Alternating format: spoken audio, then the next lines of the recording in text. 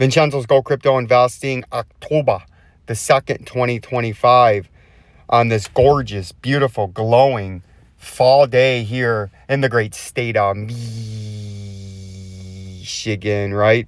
Just north of downtown Detroit, with a current temperature under clear blue skies with just a few high cirrus clouds streaming in from the west.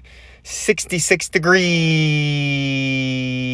Jay, hit that free bell notification and subscribe down below for free. Just hit that button just like that real quick, a little snap of the fingers, and you're subscribed to a channel that is dedicated to becoming an asset millionaire via strategic investing, and at minimum 3 different asset classes that don't have anything to do with each other.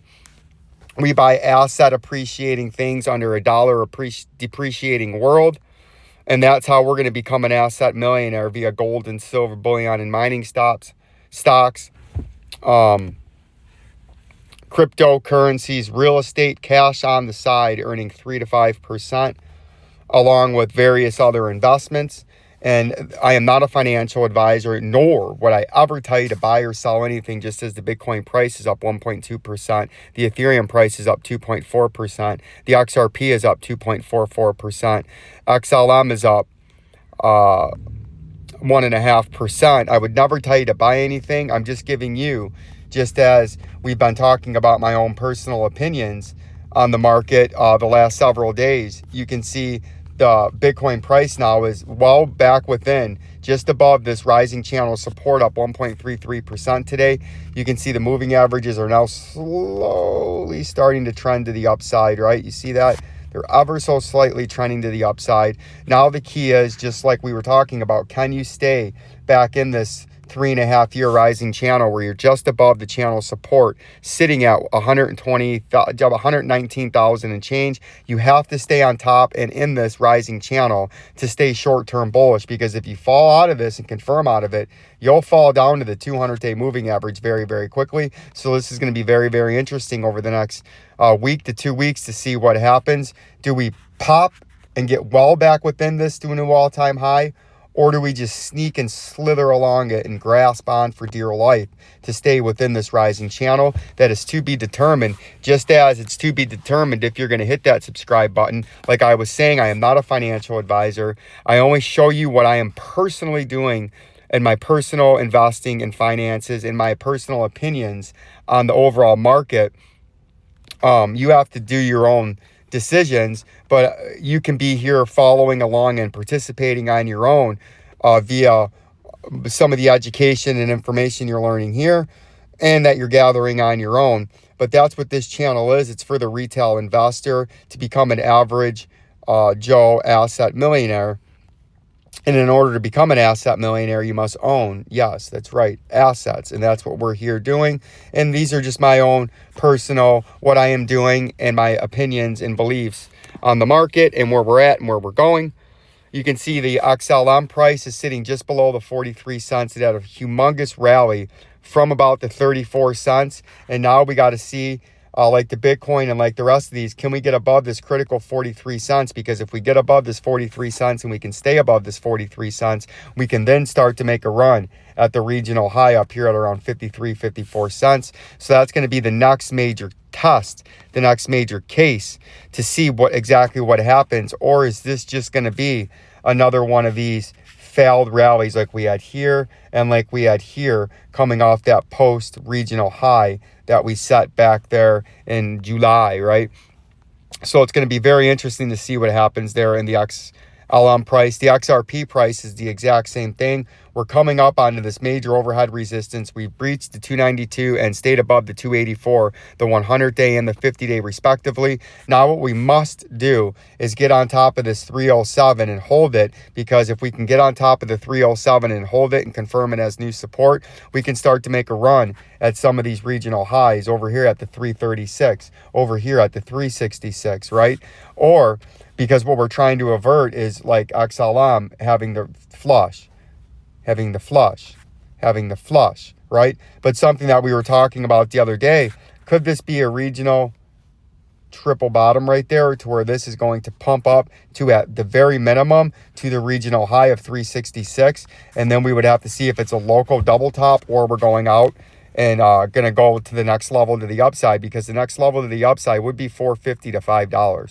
So it's going to be very interesting over the next several days exactly what happens with the XLM, the Ethereum, and the overall market. Is this just a short-term recovery after a lot of these coins gave back their gains, or is this a more sustained recovery and this is a structural change of the short-term overall of the market? That's something that we're going to follow along with and see.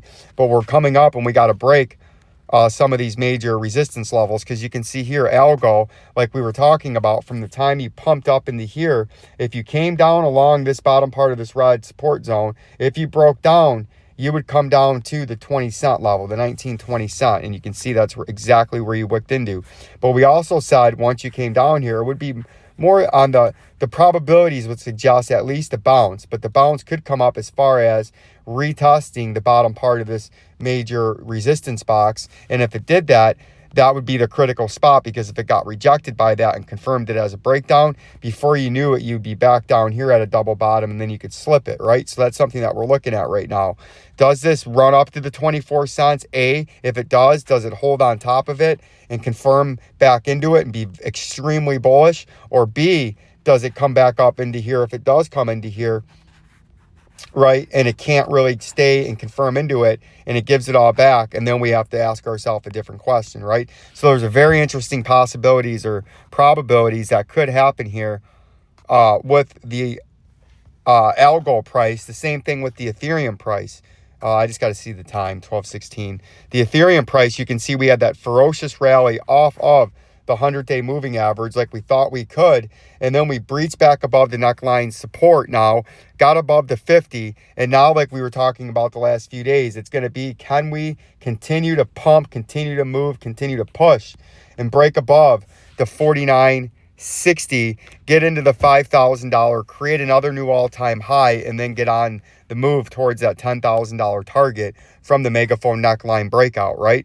Or is this going to fail to hold as the volume is steadily falling, as it's been ever since we've been on this uptrend and peaked in volume about a month and a half to 2 months ago? Or is this going to die out here as it approaches this major upper resistance, and before you know it, it's back down at the megaphone neckline support? And then we got to figure out, is this thing going to break all the way down and come down to the 34.82, right?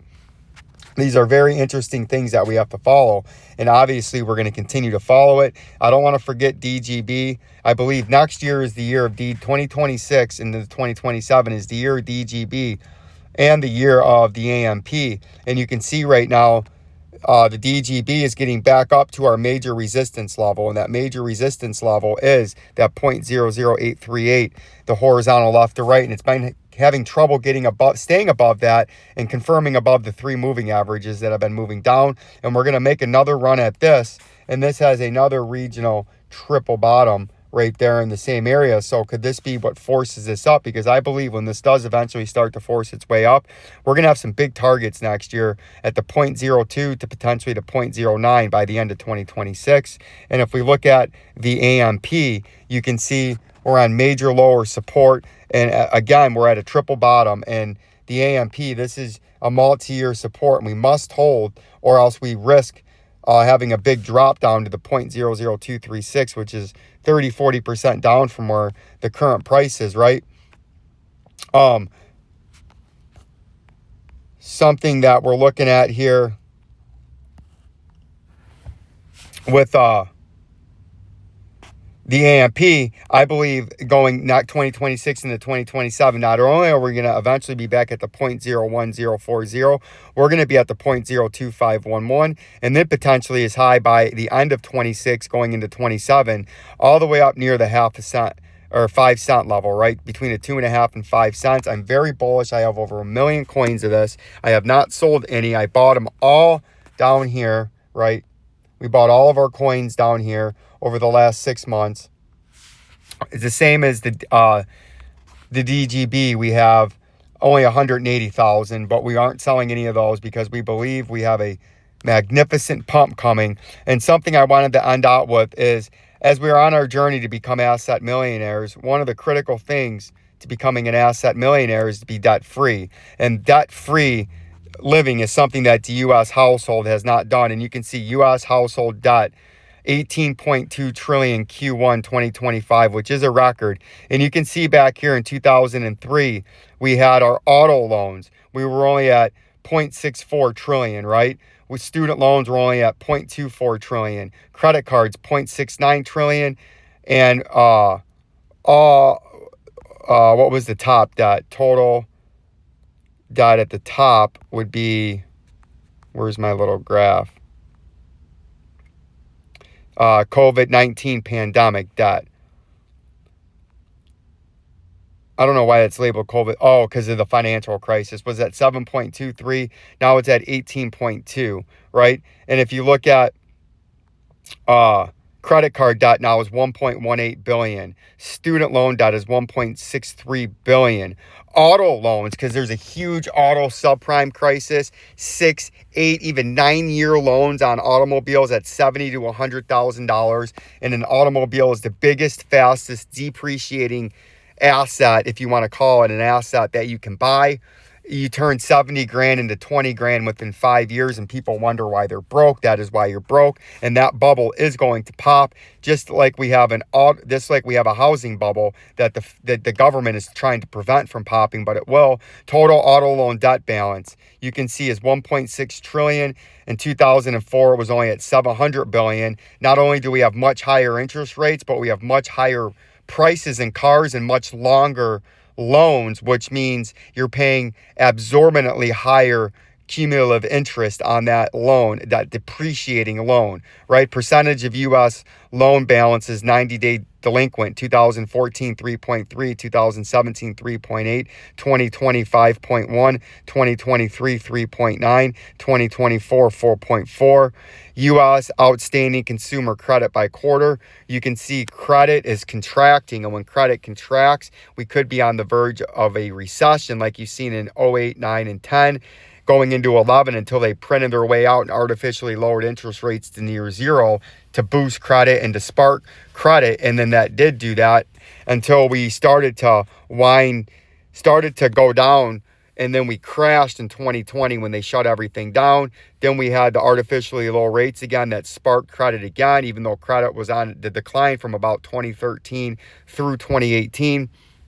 Right, then we had that big artificial pump again, and now credit's been crunched and squeezing as rates are rising, lenders aren't lending, and buyers are poorer and broker than ever. And that's why I wanted to end this video on that, the importance of staying out of debt, the importance of not buying a $70,000 car on an 8-year loan, a 5-year loan, a 7-year loan at 4, 6, 8, 10% interest because it's a depreciating asset. Peace and love, the Rock Eyebrow J.